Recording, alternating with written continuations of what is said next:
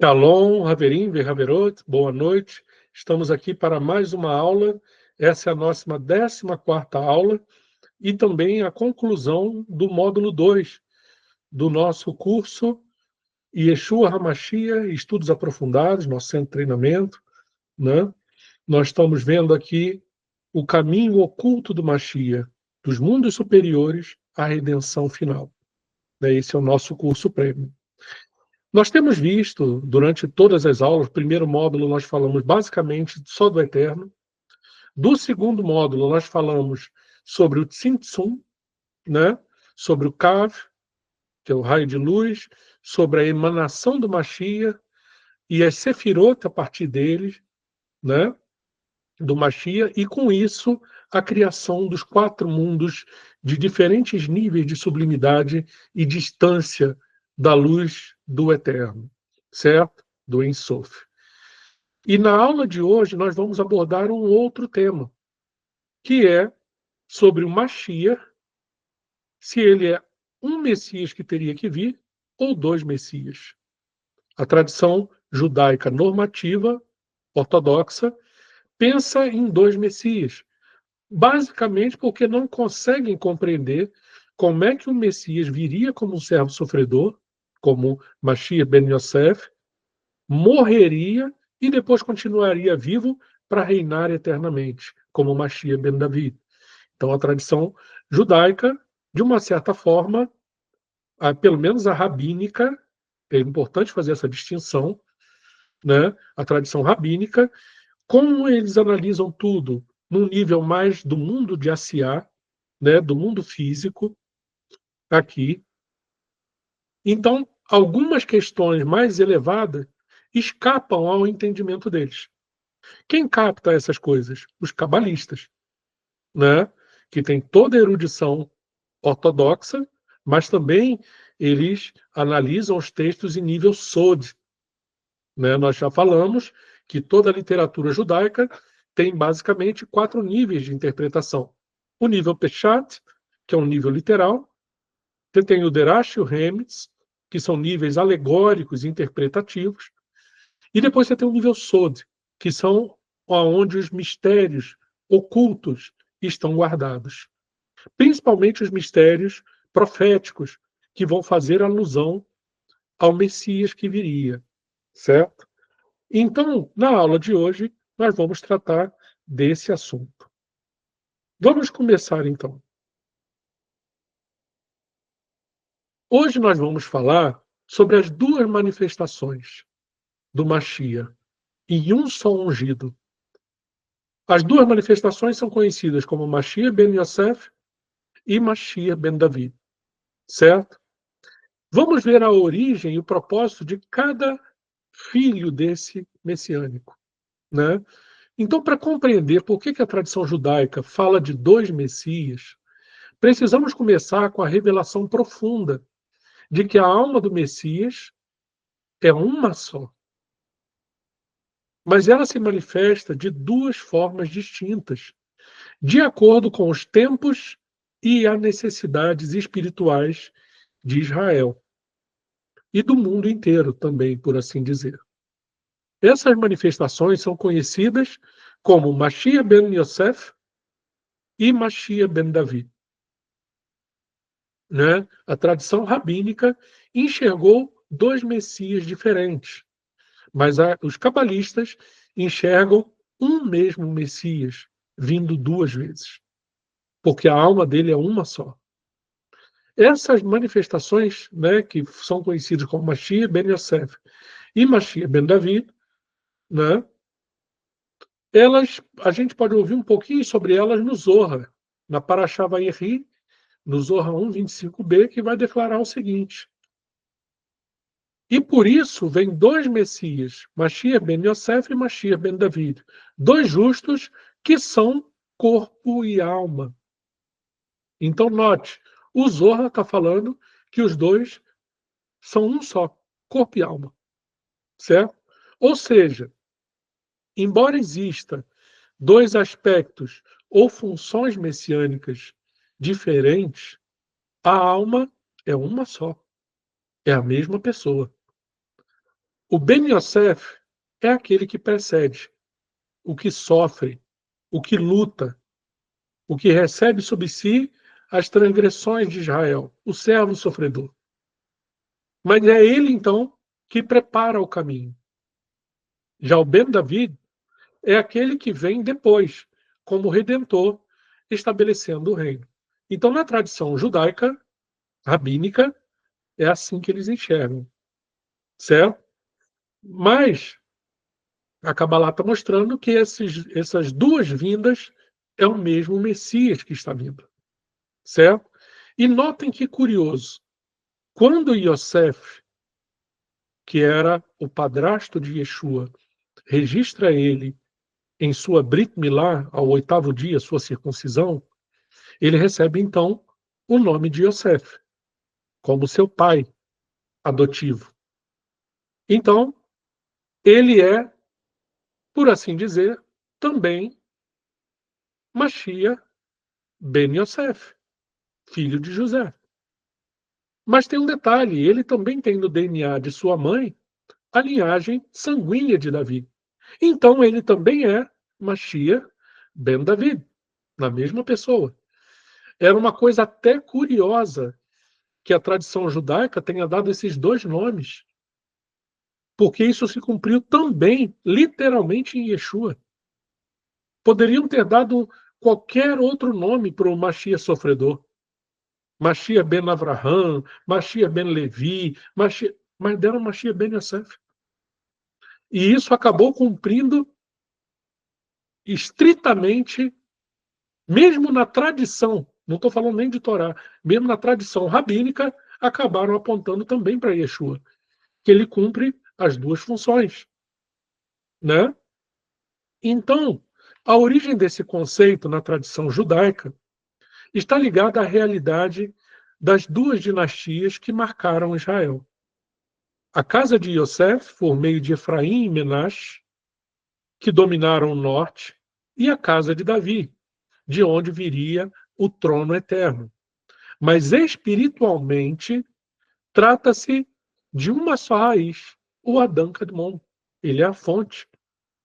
Lembra que falamos disso na aula passada? O Adão Kadmon, o homem primordial, é a integralidade do Mashiach lá ao lado do Eterno, certo? A primeira coisa a ser emanada pelo Elion Ratzon, pela vontade suprema, é o Adão Kadmon. E através dele, todos os mundos vieram à existência. Então, essa mesma alma, essa mesma raiz, Adão Kadmon, que é a integralidade do Mashiach, se manifesta duas vezes na Terra, né? Vamos ver, então, um pouquinho dessa missão sofredora e redentora do Mashiach Ben Yosef e a coroação final do Mashiach Ben David. O Mashiach Ben Yosef, ele é descrito nos escritos de Kol HaTor, uma obra atribuída aos discípulos do Gaon de Vilna, como aquele que se sacrifica por Israel no início do processo redentor. Curioso que Yeshua fala que se o grão de trigo não morrer, ele fica ali só. Mas se ele se quebrar e morrer, ele dá muito fruto, porque ele germina. Então o servo sofredor tinha que vir para morrer, para germinar o reino dos céus na terra como se fosse uma semente. Certo? Olha o que esses escritos do Kol HaTor vão nos falar.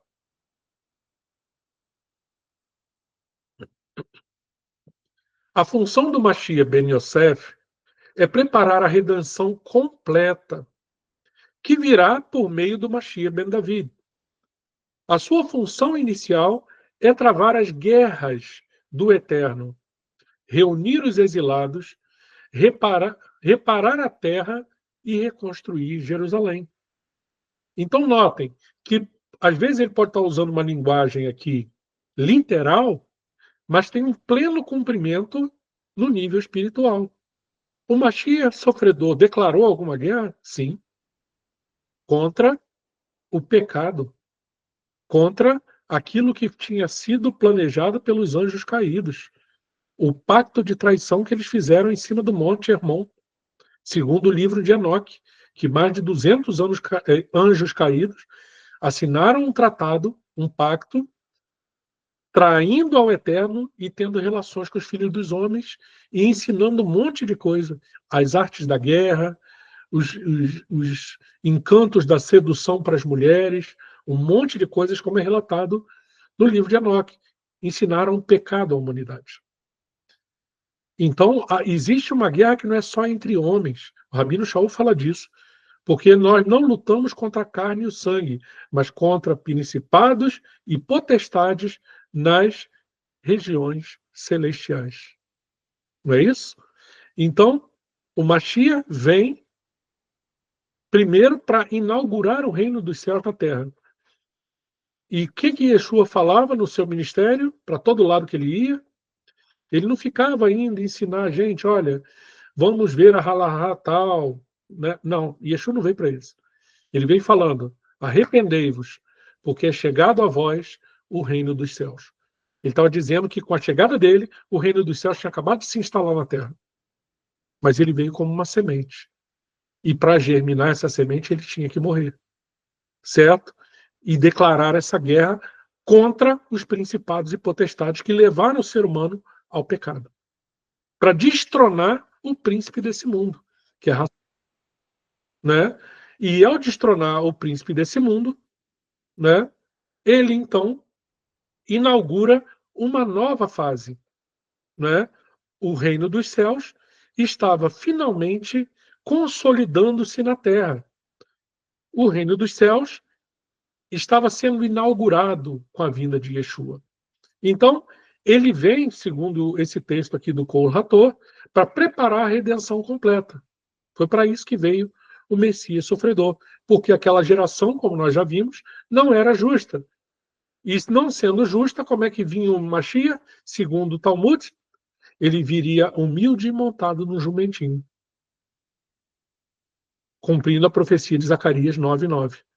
E ao fazer isso, como servo sofredor de Isaías 53, ele leva sobre si a transgressão do povo de Israel e da humanidade inteira para tornar cada um de nós justos diante do Eterno, para que a obra de redenção final, com a sua volta, pudesse ser completa. Então, é isso que está dizendo aqui, que a função do Mashiach ben Yosef é preparar a redenção completa que virá por meio do Mashiach ben David. Né? Embora pareçam ser duas pessoas diferentes, nós estamos falando de dois aspectos do mesmo Messias, como o Zohar já mostrou claramente. Sua função inicial seria travar as guerras do Eterno, ou seja, as guerras do Eterno contra os principados e potestades espirituais, reunir os exilados, porque através do nome do Mashiach chegou em cada canto do planeta Terra, as pessoas receberam o testemunho dele, foram justificadas de seus pecados, e agora esses exilados do povo de Israel puderam retornar à terra de Israel. Reparar a terra, ou seja, a terra estava coberta de pecados, que é uma das outras funções que ele viria fazer. Ele reparou a terra e reconstruir Jerusalém. E hoje nós vemos como é que está Jerusalém, sendo reconstruída. Já não é mais um deserto como ficou durante 2000 anos. Olha Jerusalém hoje. Percebe? Mas isso ainda vai além, porque com a volta do Mashiach, a Jerusalém celestial desce dos céus, né? E com ela o terceiro templo, segundo o próprio Zohar, que nós vamos ver daqui a pouquinho. Por isso, o Mashiach ben Yosef, que é a primeira manifestação, a primeira vinda de Yeshua, ele é um guerreiro espiritual e nacional. Ele é um sofredor e muitas vezes rejeitado. Ele assume a dor do seu povo.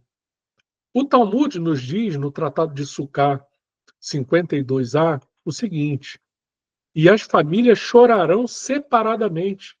Sobre quem é esse lamento? Sobre o Mashiach ben Yosef, que foi morto. Essa passagem do Tratado de Sukkah, eu já li, ela está falando sobre a profecia de Zacarias 12:10, né? Em que o Eterno vai dizer que o Eterno derramará um espírito de súplica e de graça sobre a casa de Israel e a casa de Davi, né? e a casa de Judá. E fala: e eles olharão para mim a quem, por causa daquele a quem traspassaram, e chorarão por ele como quem chora por um filho único, por um filho unigênito, né? E olha o que está dizendo exatamente o Tratado de Sucar 52a. E as famílias chorarão separadamente. Sobre quem é esse lamento? Pergunta o rabino ali. Sobre o Mashiach ben Yosef, que foi morto. Então está falando que sim, esse papo que às vezes a gente ouve dentro do judaísmo ortodoxo, que não, o Messias só vem, só existe um Messias, que é o Messias ben David, e que ele só vai vir no final, para inaugurar a era messiânica, no final dos 6.000 anos, e aí vai reinar poderoso sobre Israel e vai dominar a terra inteira. Ok, também cremos nisso. Mas aqui a própria tradição está admitindo que o Messias sofredor, que tinha que ser morto, ele veio. E que o povo de Israel ia chorar ao saber que quem morreu ali naquele madeiro foi o Messias de Israel. Quando essa ficha cair para a maioria do povo judeu, eles vão chorar amargamente, mas o Eterno vai derramar sobre eles um espírito de graça, de misericórdia. E vão entrar na segunda aliança também. Mas pela tradição rabínica, o Mashiach ben Davi, ele vai ser o cumprimento glorioso, o rei prometido em 2 Samuel 7.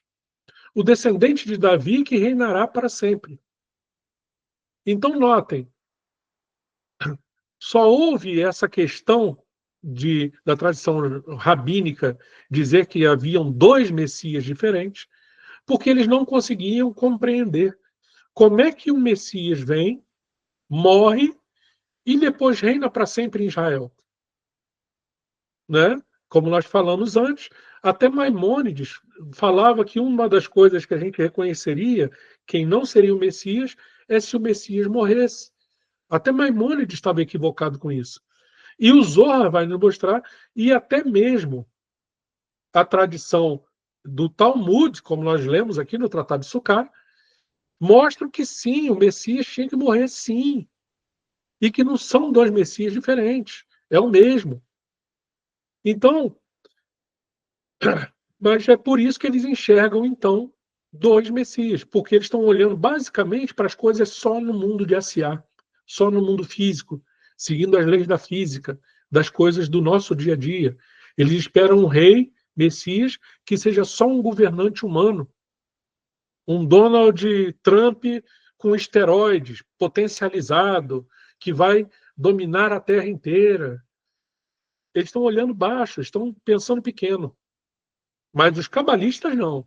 Os cabalistas enxergaram a grandeza, primeiro, em saber que esse Messias que veio, na verdade, é um só Messias, não são dois, e que eles partem da mesma alma de Adão Kadmon, do homem primordial, através de quem o Eterno construiu o universo inteiro, né? Como nós vimos nas aulas anteriores.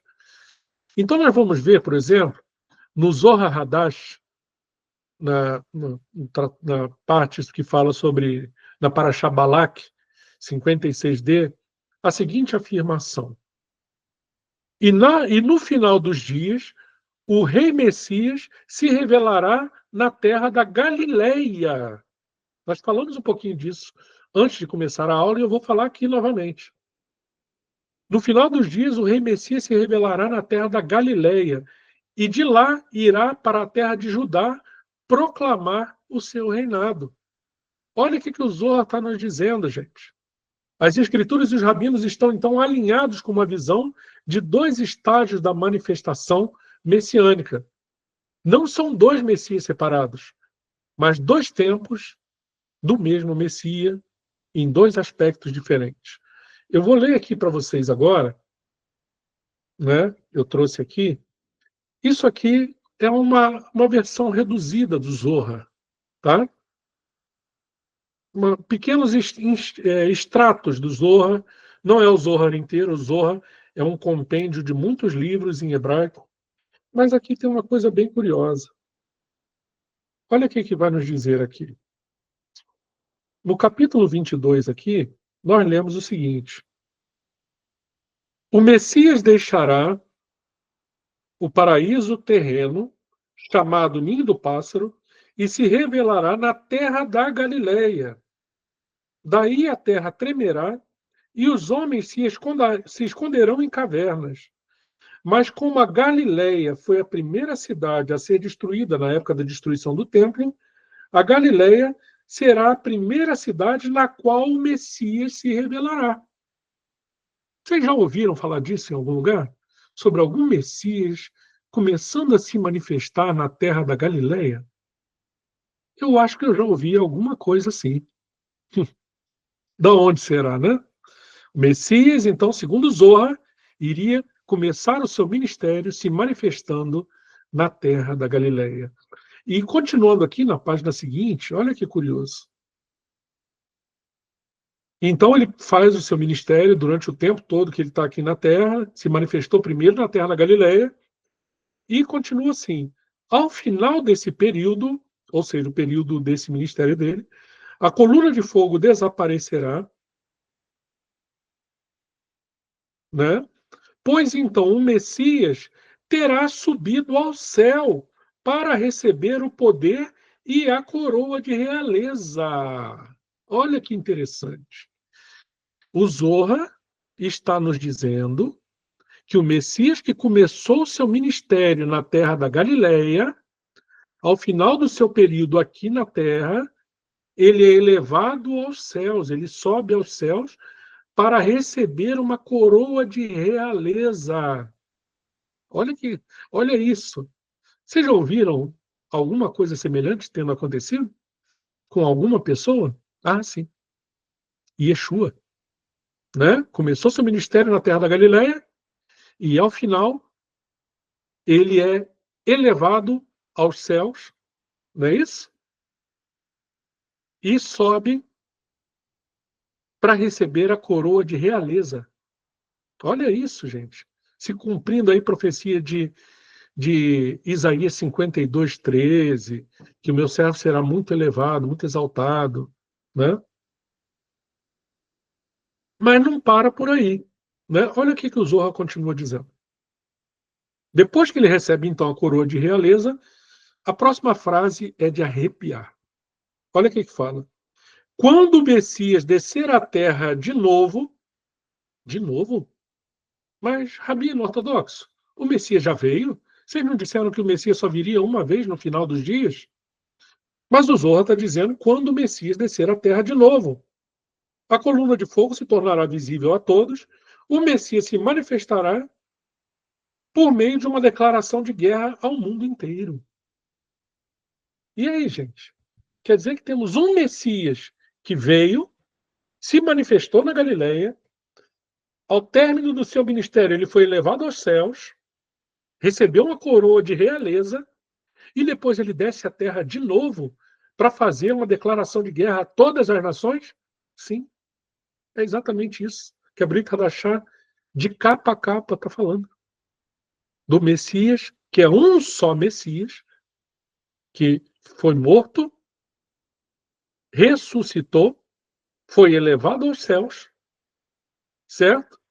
E depois que ele foi elevado aos céus, ele então volta, não mais como o cordeiro do sacrifício, mas ele volta agora como o leão da tribo de Judá, para fazer guerra contra toda a impiedade e inaugurar a era messiânica. Notaram? O Zohar está falando que não são dois Messias, mas é o mesmo, que veio, se manifestou na Galileia, subiu aos céus, recebeu coroa de realeza e depois vem à terra de novo, mais uma vez. Certo? Então, vamos continuar aqui.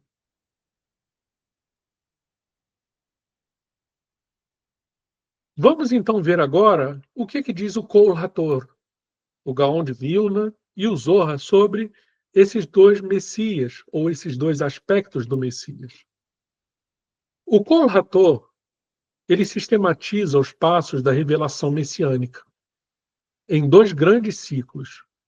Ithalta de Geulah, ou seja, o início da Geulah, da redenção, e Geulah Shlemah, a redenção completa.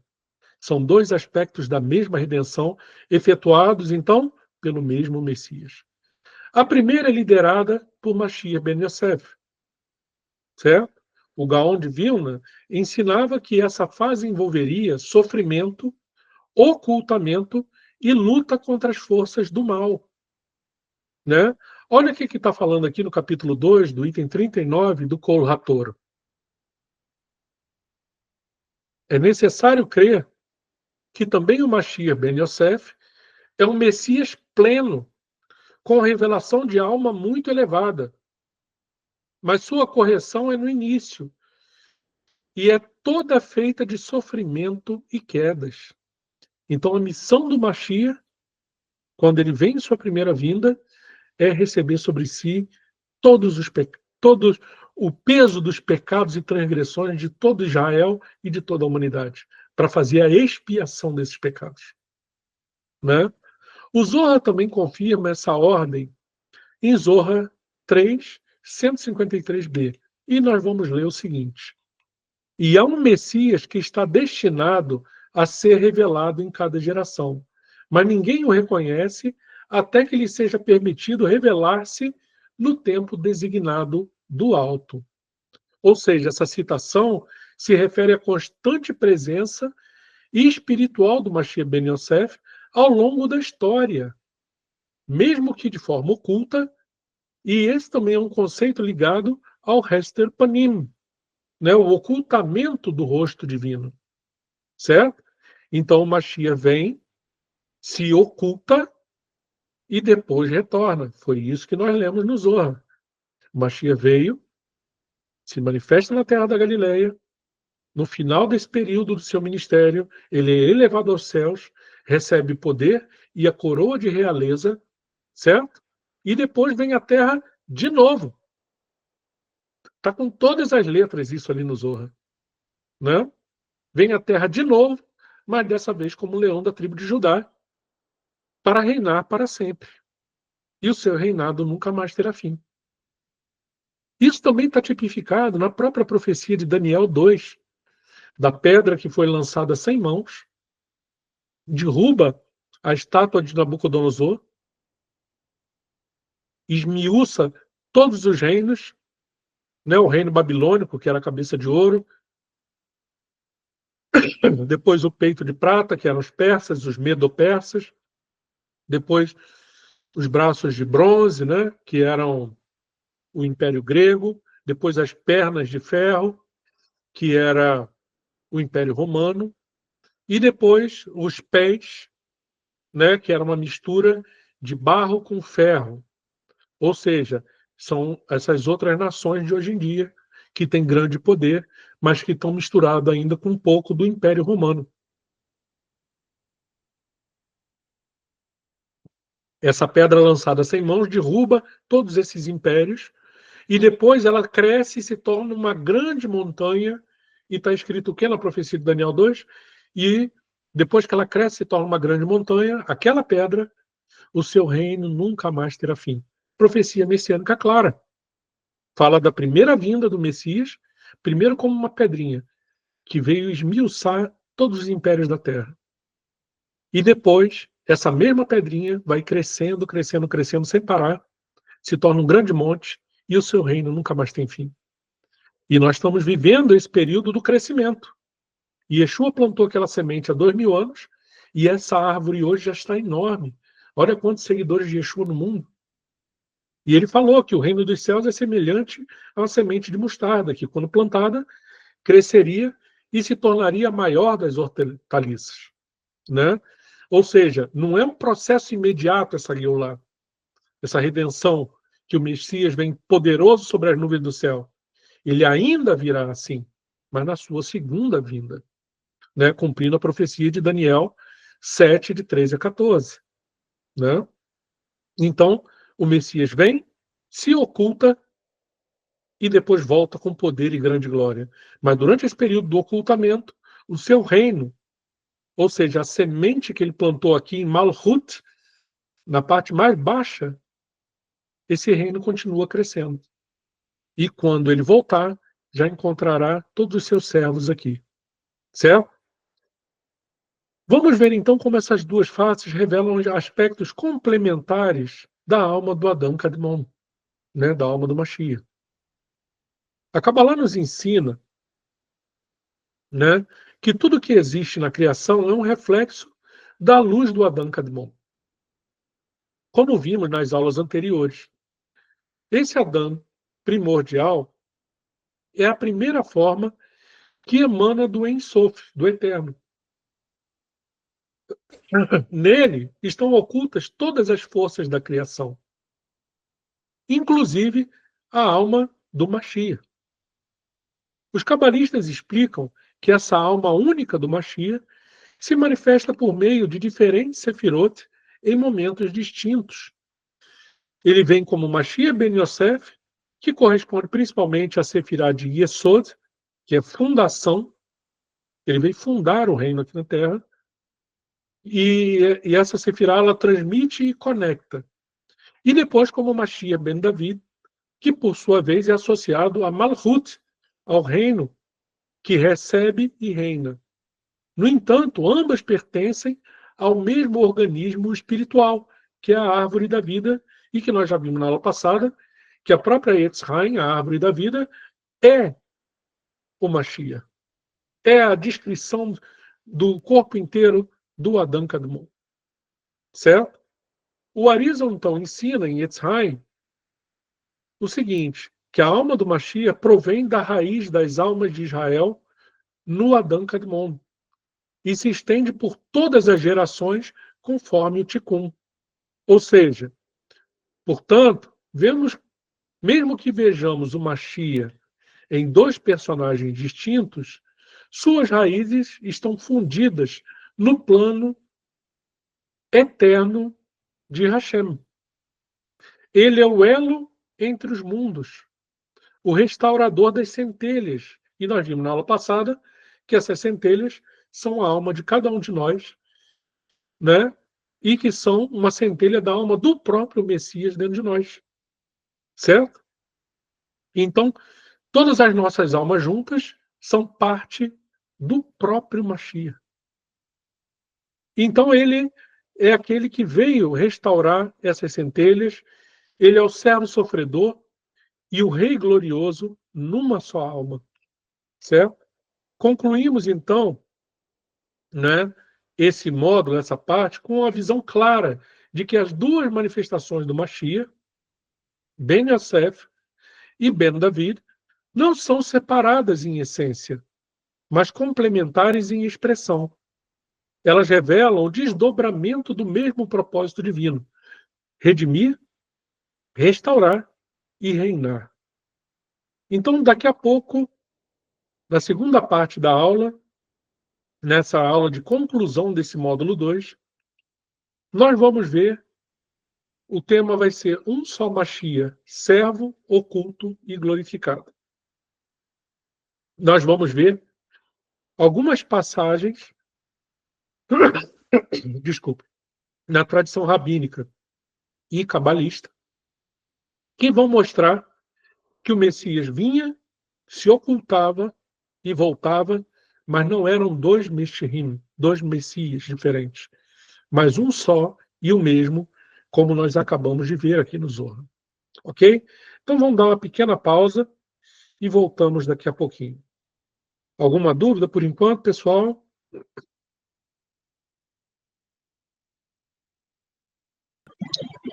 Não, Moré, tranquilo por enquanto.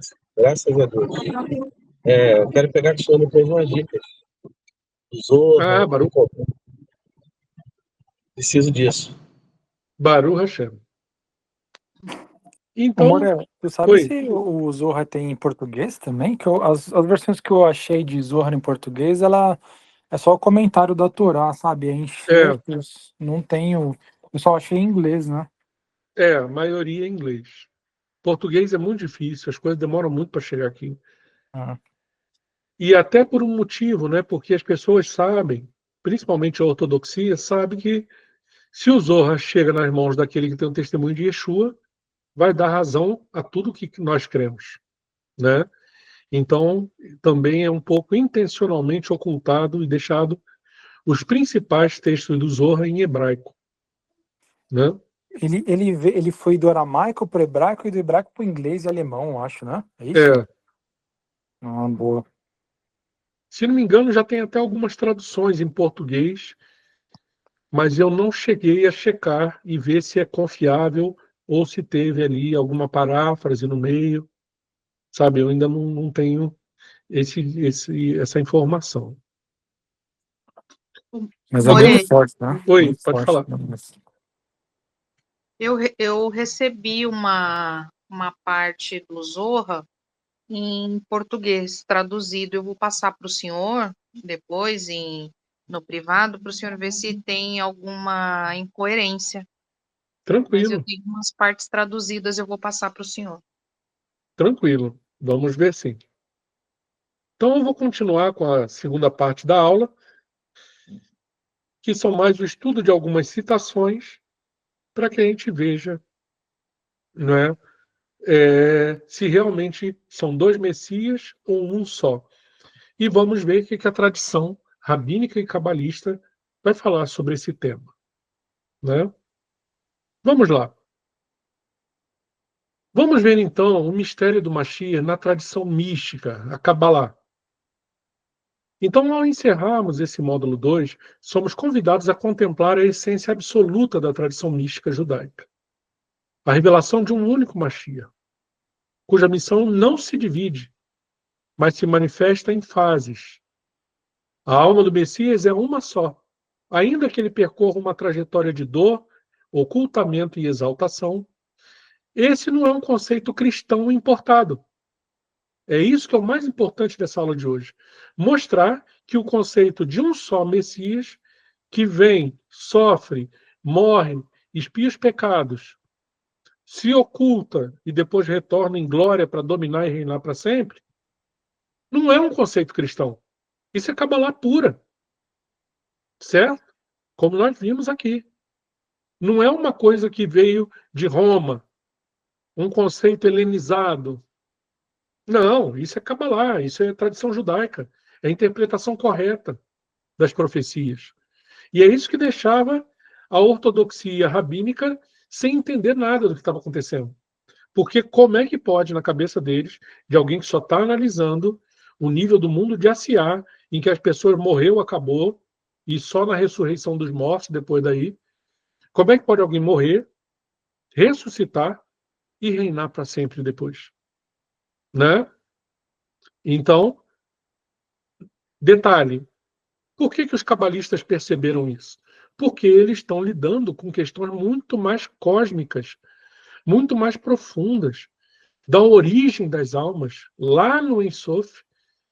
Eles conseguem enxergar a dimensão toda, que esse Messias é um e o mesmo, né? E que isso tudo era propósito do Eterno, né? Então, nós vimos que isso não é um conceito cristão importado, não veio de Roma, é Kabbalah pura, e é um pilar da Kabbalah e do Midrash.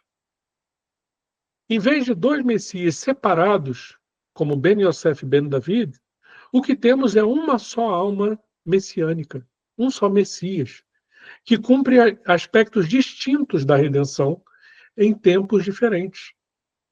O sofrimento é parte do seu processo, porque ele veio para expiar os nossos pecados e as nossas transgressões, para nos tornar aptos a ter acesso ao Eterno, porque o Eterno exige uma santidade absoluta. Mas nós não, nossas justiças são como trapos de imundície. Só a justiça de alguém que fosse perfeito nos tornaria aptos a ter acesso ao próprio Ein Sof, ao Eterno. Então, esse sofrimento todo que ele passou foi parte desse seu processo. E o ocultamento foi necessário. Mas agora a glorificação dele, essa sim, é inevitável, né? Então, nós vamos ver aqui adiante, vamos analisar esse ciclo completo por meio de algumas fontes bíblicas, rabínicas e cabalistas que revelam esse padrão com precisão espiritual. Então vamos começar analisando, porque há sim uma profecia das duas vindas. Pessoas falam que não, que isso não tem no Tanar. Vamos deixar o próprio Tanar falar, então. Olha o que diz o testemunho de Oséias. Uma das passagens mais importantes sobre esse padrão dual da revelação, ocultação e retorno do Mashiach está em Oséias 5, de 5 versículo 15, até Oséias 6, versículo 2. E diz o seguinte, olha o que diz o texto da Tanar, gente. Isso aí não é tradição, não. Isso é Tanar. Isso é Bíblia. Ok? Olha o que está dizendo lá. Eu irei e voltarei ao meu lugar até que eles reconheçam a sua culpa e busquem a minha face. Na sua aflição me buscarão. Vinde e tornemos ao Senhor, porque ele despedaçou e ele nos sarará. Ele fez a ferida e ele a curará.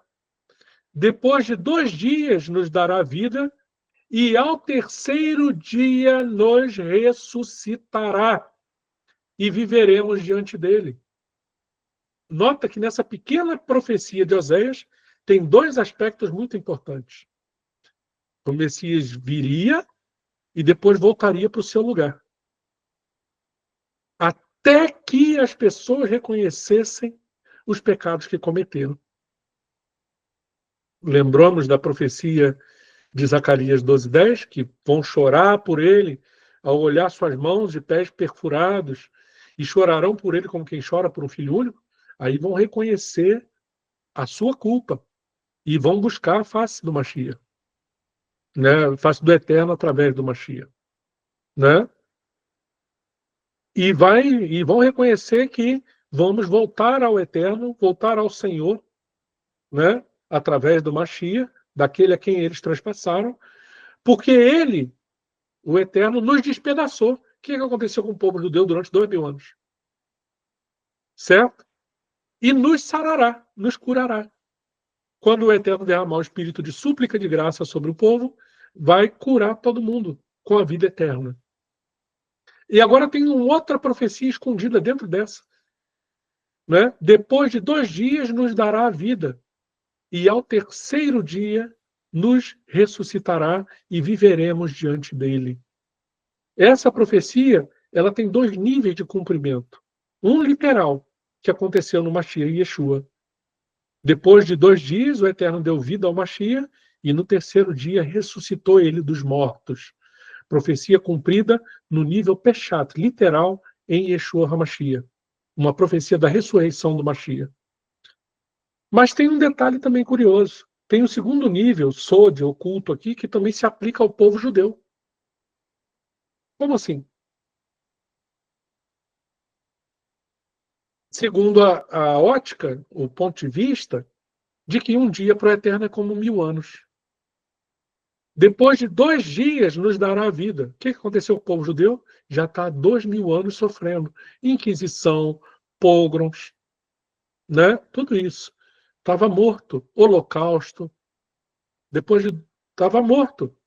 É o vale de ossos secos. Depois de 2 dias nos dará a vida. Ou seja, depois de 2000 anos nos dará a vida. E ao terceiro dia nos ressuscitará. O que é o terceiro dia? O início do terceiro milênio. No início do ano 6000, que é o final do calendário judaico, que é o retorno do Mashiach.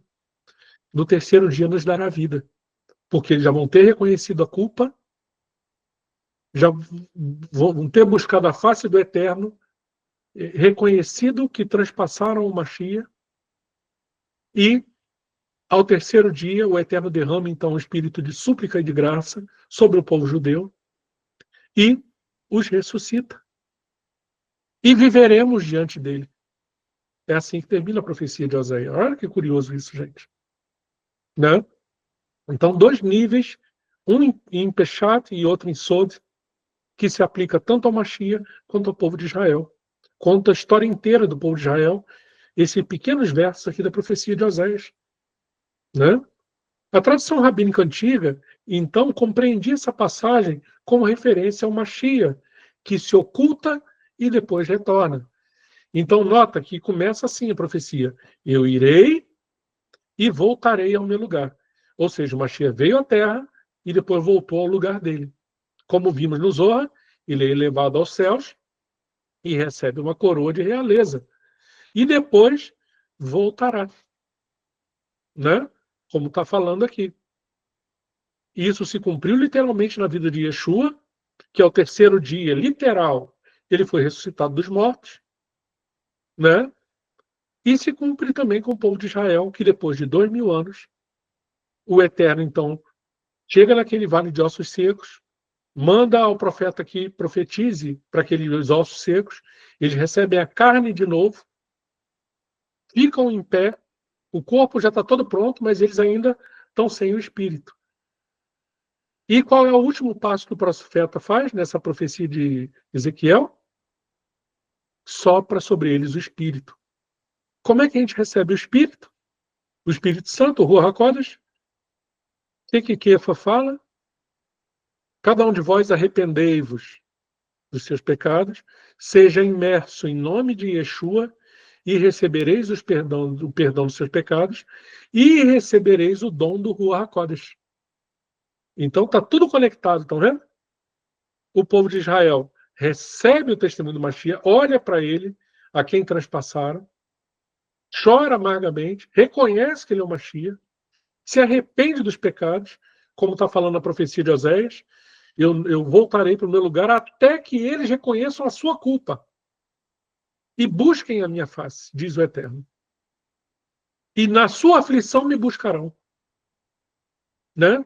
E depois que eles recebem isso, o perdão, após terem reconhecido a culpa, por terem transpassado o Mashiach, o que acontece? Recebem o dom do Ruach HaKodesh. E com o Ruach HaKodesh, com o Espírito Santo, o corpo está completo. Profecia de Ezequiel 37, do Vale de Ossos Secos. Né? Acho que eu citei certo, sei lá, tem que ver. Mas o Vale de Ossos Secos, o último passo, era o recebimento do Espírito, do Ruach HaKodesh. Certo? E, como diz o finalzinho dessa profecia de Oséias, ao terceiro dia nos ressuscitará, ou seja, no início da era messiânica, quando eles verem Mashiach com as mãos e pés perfurados, né? No terceiro dia nos ressuscitará e viveremos diante dele. Então o povo aí é salvo. Certo? Olha que linda essa profecia, gente. Né? Mas isso mostra também claramente que o Messias veio, voltou, se ocultou durante 2 dias, 2000 anos, e voltará. Né? E quando voltar, vai dar vida ao povo judeu. O Vale de Ossos Secos, recebendo o Espírito.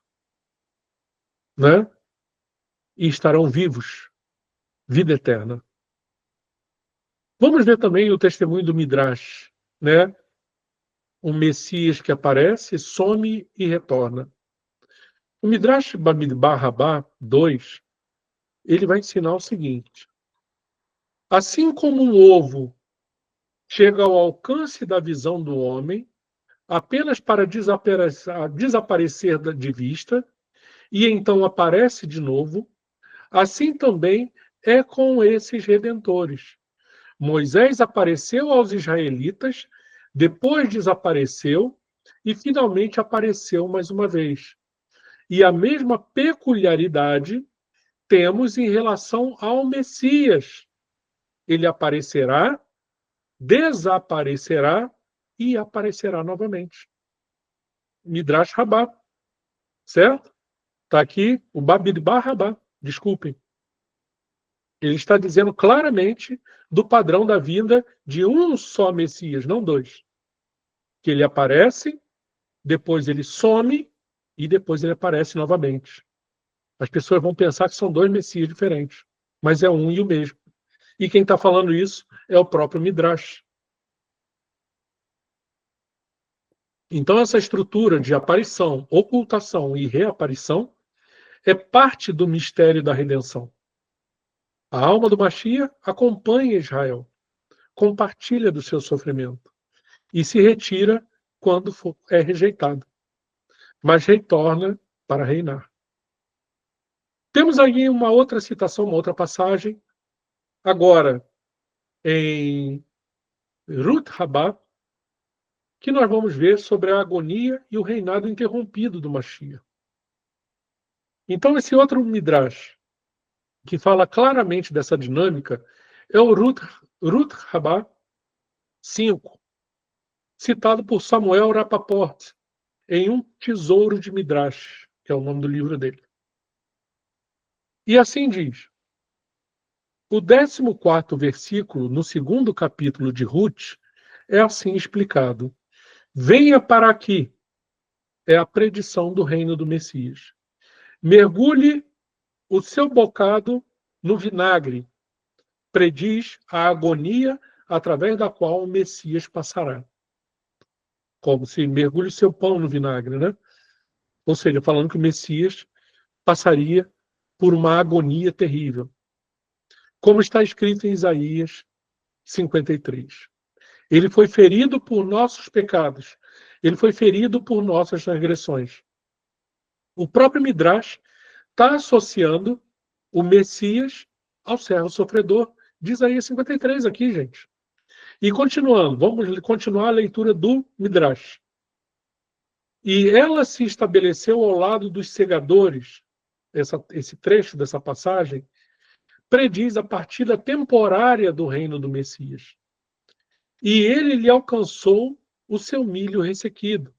Significa, então, a restauração do seu reino. Então, novamente, o Messias veio, segundo o Midrash, Ruth Rabá, sofreu uma agonia terrível, né? Ele cita aqui dentro do Midrash Isaías 53, dizendo que ele foi ferido por nossos pecados, ele foi ferido por nossas transgressões, e depois vai falar que esse Messias partiria, o seu reino partiria, sumiria durante um tempo. E depois, a parte final do Midrash diz que o seu reino seria restaurado, né? Esse comentário é uma chave interpretativa poderosa. Ele mostra que o sofrimento, o afastamento e a restauração não apenas foram previstos, mas fazem parte do projeto divino para o Mashiach, né? Vamos ver, então, agora a unidade cabalística do Mashiach, né? A Kabbalah, por sua vez, reconhece que o Mashiach é a manifestação da luz de Tiferet, equilibrando Hesed, misericórdia, e Din, julgamento. Ele é o canal entre Keter, a coroa, e a vontade suprema. Keter, a vontade suprema, né? E Malchut, a realidade terrena. Por isso, não é múltiplo, não são dois Messias, mas unidade em manifestação plural.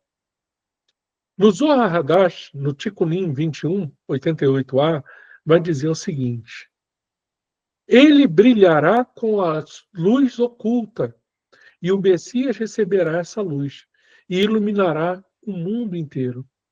Certo? Então, essa luz oculta, a Or Haganutz, é a revelação do Messias, que só poderá ser plena quando o ciclo do sofrimento e ocultamento for completado. Percebe? Então, toda a tradição está mostrando, né, que o Messias não são dois, mas um só. Um só Messias e muitas fases diferentes. Oséias, o Midrash Bamidbar Rabá, Ruth Rabá, o Zohar, eles estão falando em uníssono aqui, né? Há um só Messias, cuja jornada messiânica se manifesta em 3 fases. Primeiro, a sua revelação, quando ele chega aqui na Terra como Messias sofredor. Depois, a sua rejeição e posterior ocultamento, ele sai de cena. Jerusalém, Jerusalém, Jerusalém, que mata os profetas que são enviados a ti. Vocês não me verão mais até que digam Baruch haba b'Shem Adonai. Bendito o que vem em nome do Senhor. Olha como é que isso que Yeshua falou tem tudo a ver com a profecia de Oséias que nós lemos. Irei e voltarei ao meu lugar até que reconheçam a sua culpa. Tudo a ver com o que Yeshua falou, né? Essa compreensão unificada dessas três fases do Messias é uma compreensão unificada cabalística e profética. E é a única que honra a coerência da Torá e também da tradição. Com isso, né, nós encerramos o módulo 2 com clareza. O Messias é um, eterno e sofrido, glorioso. E seu nome é revelado aos que o buscam de todo o coração. Só para a gente completar aqui de forma rápida, vamos ver mais algumas citações rabínicas e cabalistas que confirmam que o Messias viria, se ocultaria e depois retornaria. Nós temos aqui o Targum de Miqueias 4:8, que vai falar o seguinte, né? Que os estudos dessa tradição targúmica indicam que o Targum de Miqueias 4:8 interpreta a vinda do Messias como algo oculto até o tempo propício. Olha o que diz o Targum. E tu, ungido de Israel, Messias de Israel, que foste oculto por causa dos pecados da congregação de Sião, a realeza virá a ti. Olha isso, gente, como é forte. Olha como concorda com o que nós lemos no Zohar. A realeza virá a ti. Você que foi oculto por causa dos pecados da congregação de Sião. Né? E tu, ungido de Israel. O que é ungido em hebraico? Mashiach de Israel. Né? O Mashiach, então, é oculto, segundo o Targum. E depois diz que a realeza viria até ele. Ou seja, ele seria levado aos céus e recebe a coroa de glória, né, de realeza, como lemos no Zohar, com essa mesma palavra, realeza. Certo? Essa leitura mostra o Mashiach inicialmente escondido, oculto, cuja revelação futura tem conexão direta com o arrependimento e a restauração de Israel. No Zohar também, em Shemot, na Parashá Shemot, capítulo 15, vemos também um texto do Messias no pilar de fogo, na coluna de fogo. O Zohar, então, apresenta um cenário messiânico, esotérico e dramático. Após um tempo de guerra espiritual, surge um pilar de fogo visível, e dentro dele o Mashiach está oculto por um período. E só depois se revela plenamente. Olha o que diz o Zohar. Então o Messias será escondido no pilar de fogo por 12 meses, e não será visível ao mundo. Após 12 meses, o Messias ascenderá aos céus para receber o poder e a coroa do reino. Depois retornará à terra e será revelado novamente, e muitos se reunirão a ele. Novamente, aqui é mais ou menos semelhante ao trecho que nós lemos aqui, só que num outro ponto da Parashá Shemot, no capítulo 15, não com as mesmas palavras, mas falando a mesma coisa. Que o Messias, ele ascende aos céus para receber o poder e a coroa do reino, a realeza, e ele fica oculto durante 12 meses, e depois retornará à terra. Olha o Messias vindo de novo, gente. Para aqueles que falam que só existe o Mashiach ben Davi, dentro da tradição ortodoxa, não é? O Zohar está dizendo claramente que o Messias retornará à terra de novo e será revelado novamente. E muitos se reunirão a ele. Certo? Esse símbolo poderoso, o pilar de fogo, representa a ocultação e posterior coroação e manifestação gloriosa do Mashiach. Olha quanto, olha, né? Só não enxerga quem não quer. Né? No Midrash Shir Hashirim, Rabá 2:22, olha o que diz aqui.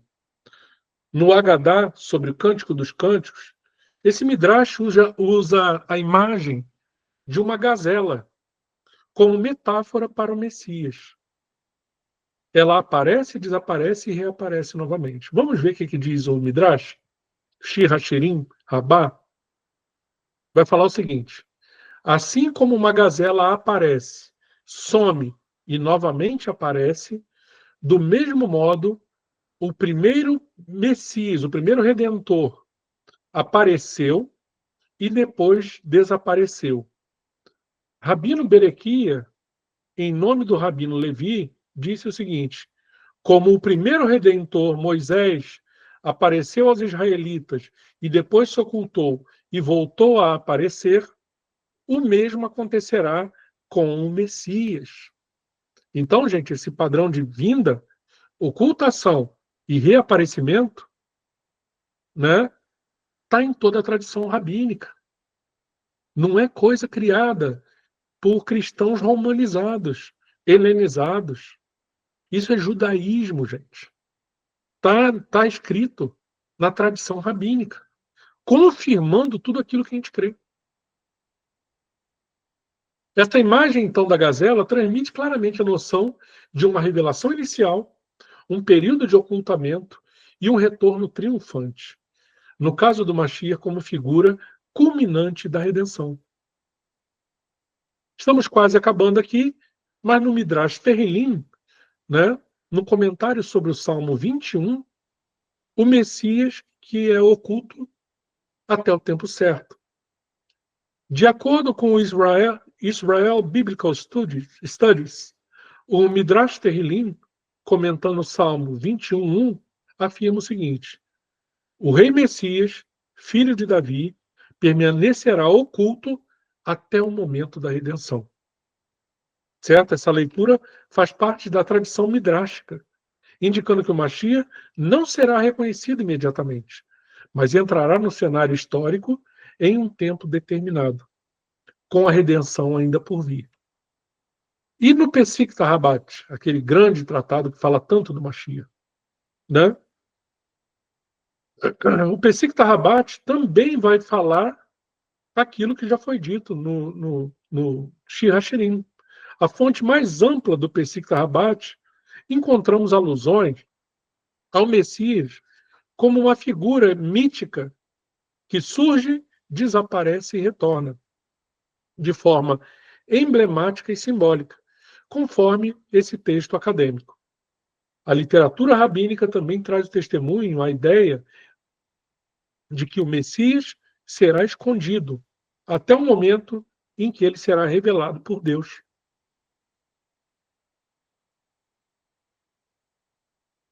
Esse trecho do Pesíquita Rabat trata exatamente daquele mesmo trecho da gazela, que o Messias viria, seria escondido e seria depois revelado pelo Eterno. Essa interpretação representa de forma clara o ciclo da manifestação, da ocultação e da revelação final do Mashiach. Essas referências, então, elas oferecem um respaldo sólido e autêntico à teoria de um único Messias que se manifesta em fases, aparece, se oculta e finalmente retorna em glória. Então, gente, com isso nós terminamos essa aula de hoje, mostrando que sim, a tradição rabínica e cabalista também explica que não são dois Messias separados, mas que é um e o mesmo, principalmente os cabalistas, que enxergam de forma muito mais clara os segredos do nível Sod, certo? E que todos esses dois Messias, eles vêm da mesma fonte, que é a alma do Adão Kadmon, do homem original, do Messias em toda a sua integralidade, aquele através de quem o Eterno criou o universo, aquele que é a sua palavra, o seu memra, o seu verbo, né? Então, é isso, gente. Terminamos por aqui. Mostramos de forma inequívoca, com amplas citações rabínicas e cabalistas, esse padrão dual de um só Messias que veio, se manifesta na Galileia, depois é elevado aos céus, recebe a coroa de realeza, depois volta à terra, pela segunda vez, para reinar para sempre. Então, gente, só para finalizar, isso não é cristianismo, isso não é ideia importada de Roma, isso é Cabalá pura, isso é Zohar, isso é tradição rabínica, isso é judaísmo. ok? Que o Eterno abençoe, então, a todos, em nome de Yeshua HaMashiach, e até semana que vem, onde vamos começar o módulo 3 do curso. Então, no módulo 3, a pergunta de base de todo módulo é: por que o Eterno precisaria enviar o Mashiach? Ok? Então, até semana que vem e nos vemos aqui novamente. Shalom, shalom.